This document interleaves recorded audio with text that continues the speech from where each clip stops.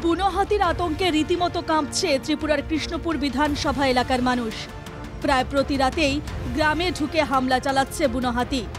জনবসতিতে ঢুকে মানুষের ঘরবাড়ি ভাঙচুর করছে, বিঘার পর বিঘা জমির ফসল ধ্বংস করছে। রবিবার কাকভোরে উত্তর কৃষ্ণপুর গ্রাম পঞ্চায়েত এলাকায় ব্যাপক ধ্বংসযজ্ঞ চালায় একটি বুনো হাতি। জঙ্গল থেকে বেরিয়ে এসে জনবসতিতে ঢুকে পড়ে বুনো হাতি। গ্রামের কৃষকদের সবজির ক্ষেতে ঢুকে বিঘার পর বিঘা জমির ফসল ধ্বংস করে তারা। রবিবার কাকভোরে গ্রামে ঢুকে কয়েকটি বাড়িতেও ভাঙচুর চালায় হাতি। গভীর রাতে একটি বুনো হাতি গ্রামে ঢুকে মাঠের ফসল ধ্বংস করেছে। ক্ষতিগ্রস্ত এক গ্রামবাসী জানান, তার অনেক ক্ষতি করেছে হাতিটি। প্রায় 3 মণ ধান খেয়েছে, লাউ মাচা ভেঙে ফেলেছে। কালকে প্রায় 1 ঘন্টার মতো ধান খাইছি। এর মধ্যে মানে কি কি ফসল নষ্ট করছে? ফসল তো ওই তো কলা গাছ, এরপর ওই লাউয়ের সার চুর ভাঙ্গিয়া জিতা পাই তো নষ্ট করে। কয়টা ছিল? একটা।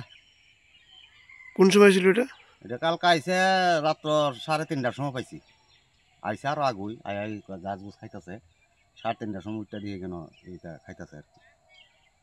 আর যে মাত্র কাল আমি 10টা টিপ দিয়েছি, দিয়া কালে গেছি আমার পিছিয়ে পিছিয়ে সোজা আমার বাড়িতে গিয়া ধান খাইছে দাঁড়াইয়া। কেমন ক্ষয়ক্ষতি হয়েছে আপনার? ক্ষতি তো ভালো ক্ষতি হয়েছে, ক্ষতি তো আর এমনি ধান এমনি খাইছে, 2-3 মণ ধান খাইছে আর কি। আর তা তো প্রচুর সব গাছই।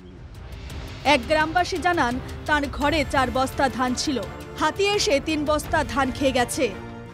সকালে 5টার সময় উঠছা ধান 3-4 বস্তা আছে, 3 বস্তা লিয়ে ফেরা আর 1 বস্তা কে নিছে? গণেশে। এটা কোন জায়গাটা? এটা কৃষ্ণপুর। কয়টা আইছিল? একটা। বড় তারা আইছে না কেউ? আইসে পর আইসে আর কি। এক গ্রামবাসী জানান, অনেক বছর ধরে এই সমস্যা চলছে।